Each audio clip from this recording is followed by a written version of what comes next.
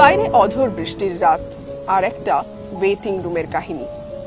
একজন পুরুষ ধূমপায়ী, একটু ভুলো মনের, দেশলাই সঙ্গে রাখতে ভুলে যান, আর এক নারী সঙ্গে দেশলাই রাখেন। आपके भूलने की आदत नहीं गई, मेरी रखने की आदत नहीं गई।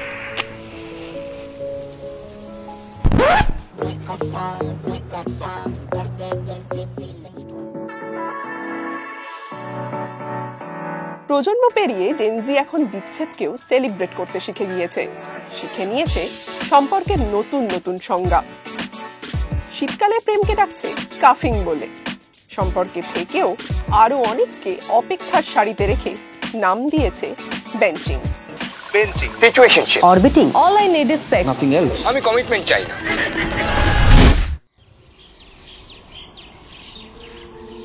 আমি সবসময় বিয়ে করতে চেয়েছি, দ্যাট হ্যাভিং একটা পার্টনার ফর লাইফ আমার খুব ভালো লাগে কনসেপ্টটা, ইটস বিউটিফুল। বাট আমি এটাও বুঝতে পেরেছি যে অনেকগুলো কম্প্যাটেবিলিটি ইস্যুস আসে বিয়ের সাথে। তো every person you meet is not meant to be তোমার লং টার্ম পার্টনার। সেটা আমি হোয়াট এভার রিলেশনশিপ আছে আমাদের, এটা আমি রেকগনাইজ করেছি যে আমাদের লং টার্ম স্কোপটা নেই। যতদিন চলছে ততদিন চলবে, আর যখন আর দেখতে পারবো না তখন আমরা বন্ধু থেকে যাব, আর এটা এসেছিল সেমনি আবার ভেসে চলে যাবে।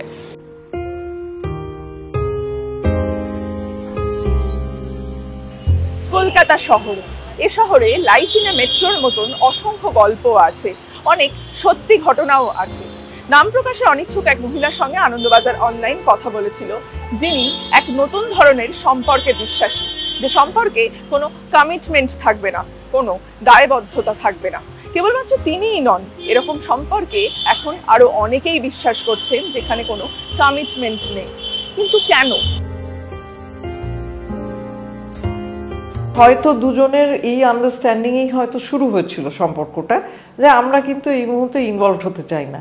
কিন্তু বেশিরভাগ ক্ষেত্রেই তো দেখা যাচ্ছে যে একজনের ইনভলভমেন্ট কিন্তু এসেই যায়। তখন একজনের মনে হবে যে না এটার একটা ফিউচার আছে, আর একজন বলেছে যে না আই ওয়াজ ভেরি ক্লিয়ার যে আমি এটাতে এখন কোনো কমিটমেন্ট দেখছি না। এবার যেটা হয়তো মডার্ন ডেতে যেটা হচ্ছে অনেক ক্ষেত্রেই, যে তারা হয়তো বেরিয়ে আসছে, সেখানে হয়তো ভীষণ একটা আগলি মেসি একটা ব্রেকআপ হচ্ছে না। এই জেনারেশনের আমি সেইটা ডেফিনেটলি ক্রেডিট দেব।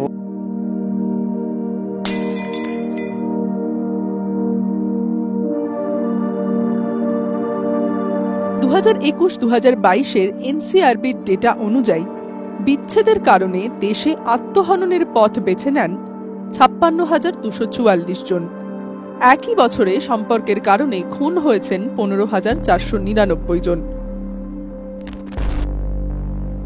সাল 2022, বহরমপুর গার্লস কলেজের প্রাণীবিজ্ঞানের ছাত্রী সুতপা চৌধুরীর খুনের ঘটনা তোলপাড় ফেলে দেয়।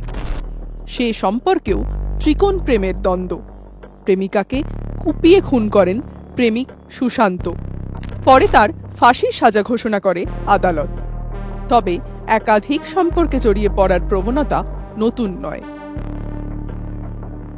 এই প্রবণতা কিন্তু আগেও ছিল, যে আমি হয়তো কয়েকজনের সঙ্গে মিশে দেখছি, ফাইনালি কার সঙ্গে সম্পর্কে আসতে চাই। কিন্তু পাশাপাশি কথাও বলবো যে এখনো কিন্তু এমন অনেক মানুষ আসছেন যারা সম্পর্কের মধ্যে থেকে প্রতিশ্রুতিতেই আসতে চাইছেন, এবং তারা হয়তো কিছু মানুষের সঙ্গে মেলামেশা করে কারোর কাছে একটা পৌঁছে এইবার প্রতিশ্রুতিবদ্ধ হবেন ভাবছেন। তেমন চলনও আছে। ফলত আজকের প্রজন্ম প্রতিশ্রুতির থেকে মুখ ফিরিয়ে নিয়েছে পুরোপুরি, এটা আমার মনে হয় না। সম্পর্ক, প্রেম, ভালোবাসা, বন্ধুত্ব, এই চারটে চেনা শব্দের বাইরে গিয়ে জেনজি তৈরি করেছে নিজের দুনিয়া। সেই দুনিয়ায় কি বিশ্বাস কমছে, দায়িত্ববোধ, আবেগ কমছে? এটার পিছনে একটা বড় কারণ রয়েছে আনএমপ্লয়মেন্ট। আমরা নিজেদের জন্য টাইম বের করতেই হিমশিম খাচ্ছি, অপরের জন্য টাইম বের করা দূরের কথা। শুধু সময়টুকুকে এনজয় করা, live the moment, just going with the flow, এইগুলোতে মানুষ বেশি এখন ঝুঁকছে। খুব হালকাভাবে নিচ্ছে ওরা, ভেঙে গেল তো ভেঙে গেল, হলো তো হলো, এতে কি এসে যায়। আমরা সবাই ভীষণ পাজল, ভীষণ হ্যাপাজার্ড একটা জেনারেশনে পরিণত হচ্ছে। চিরদিনের সম্পর্ক কি শেষের পথে? যে পথ আগে শেষ না হওয়ার প্রার্থনা চলতো, এখন কি তা দ্রুত ফুরায়? তারাও কি প্রতিশ্রুতির গোড়ার দিনে ঠিক যেখানে দাঁড়িয়েছিলেন, প্রতিশ্রুতির ৬ষ্ঠতম দিনে, ৩০তম দিনে একই অবস্থানে দাঁড়িয়ে আছেন? এই সংলাপ সম্পর্কের ক্ষেত্রে উঠে আসবেই, বারংবার উঠে আসার প্রয়োজনও আছে। এবার তাদের মধ্যে একজনের মনে হলো this is still a situationship to me, আরেকজনের হয়তো মনে হলো যে না, আমি কিন্তু প্রতিশ্রুতিতে চলে আসছি, আমি কিন্তু ওর সঙ্গে সংযুক্ত থাকাকালীন আর কারুকে এক্সপ্লোরও করতে চাইছি না, আমার কিন্তু মনে হচ্ছে তুমি সে, কথা হোক দুজনের মধ্যে। এবার যদি একজনেরই এটা একার মনে হচ্ছে হয়, অন্যজনের মনে হচ্ছে না হয়, তাহলে সেখানে অনেক হৃদয় ক্ষরণ হবে। কিন্তু দুজন যদি একই বিন্দুতে এসে না দাঁড়াতে চান, এটা তো জোর করে আদায়ের বিষয় নয়। যেসব সম্পর্ক নিয়ে লোকে এখনো কথা বলে, Romeo Juliet, Shahjahan Mumtaz, Shiva Parvati, Laila Majnu, Antony Cleopatra. বিপরীত উদাহরণও রয়েছে। লেডি ডায়না ও রাজা চার্লসের বিচ্ছেদ বহুল চর্চিত। সম্প্রতি সঙ্গীতশিল্পী এ.আর রহমান ও তার স্ত্রীর ২৯ বছরের বিবাহিত সম্পর্ক শেষ হয়েছে একই রকম ভাবে। একই সঙ্গে একাধিক সম্পর্কে জড়ান অনেকে আবার সম্পর্কে না জড়িয়েও অনেকের সঙ্গে একই রকম ভাবে মেলামেশা করেন, জড়ান একাধিক শারীরিক সম্পর্কেও। এক হচ্ছে তার কমিটমেন্ট ফোবিয়া আছে, ডেফিনেটলি কমিটমেন্ট ইস্যুজ আছে, সে কমিটমেন্টে যেতে পারছে না, একটা বয়সে অন্তত যেতে পারছে না। তার আর একটা হচ্ছে যে তার ইনসিকিউরিটি থাকতে পারে একজনের সাথে, যাতে কিছু যদি গন্ডগোল হয়, এ যদি ছেড়ে দেয়, আমার কিন্তু রিজার্ভে অনেকগুলো আছে।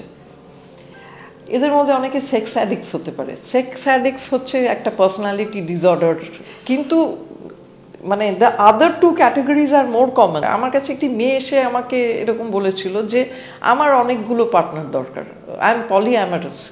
তো তারপরে দেখা গেল যে ওর অনেকগুলো বয়ফ্রেন্ড আছে, কিন্তু বয়ফ্রেন্ড যখন আরেকটা গার্লফ্রেন্ড নিচ্ছে, তখন এ একেবারে সিভিয়ার সেলফ হার্ম করছে। যেখান থেকে শুরু করেছিলাম, আজকের সম্পর্কে কি সমাজ মাধ্যমের প্রভাব অনেক বেশি?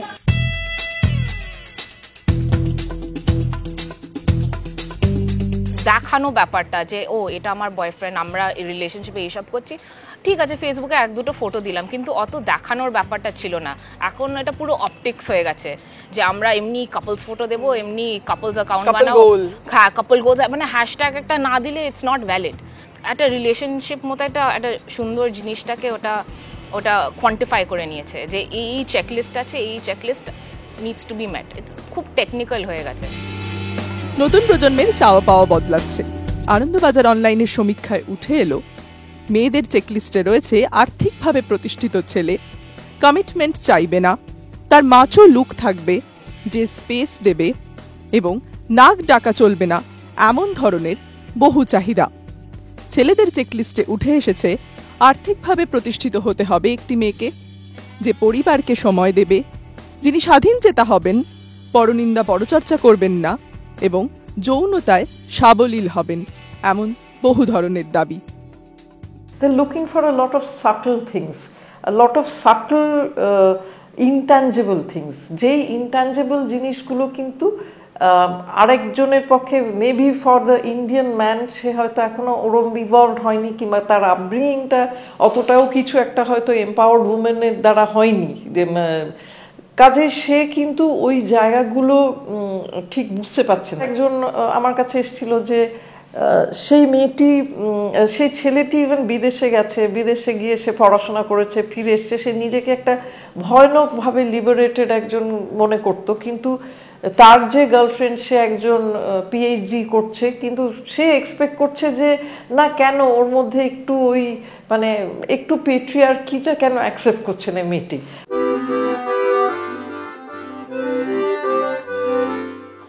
সম্পর্কের নতুন ধরনের মধ্যে নতুন প্রজন্ম বিয়ে বিমুখ নয়, তবে বিয়ের ধারণাও বদলেছে।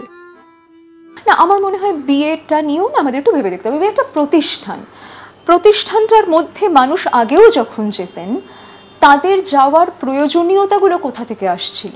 এখনকার যে প্রজন্ম তারা প্রতিষ্ঠানকে একটা সম্পর্কের মধ্যে থাকবো কখন থাকবো না কখন তার গোটা বিষয়টিকে কিভাবে দেখছো এটা আমাদের বুঝতে হবে।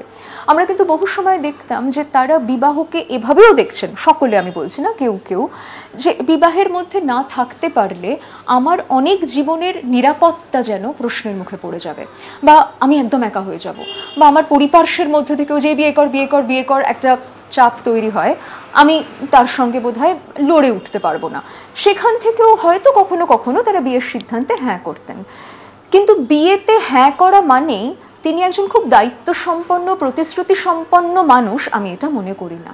কারণ লিভ ইন রিলেশনশিপে রয়েছেন অত্যন্ত দায়িত্ব সম্পন্ন একে অপরের প্রতি, এরকম উদাহরণও কিন্তু আমাদের কাছে অনেক আছে। আবার বিবাহের প্রতিশ্রুতিতে রয়েছি কিন্তু আমার ভীষণ অসুস্থতার সময়ও আমার সঙ্গী আমার ধারে কাছে নিয়ে কোনোদিন যোগাযোগ করে না, এরম উদাহরণও আমাদের কাছে আছে। সুতরাং বিবাহ ঠেকিয়ে নিলেই সমস্ত দায়িত্ব এবং প্রতিশ্রুতির গল্পটা একেবারে নিখুঁত হয়ে যাবে এ বলি কি করে।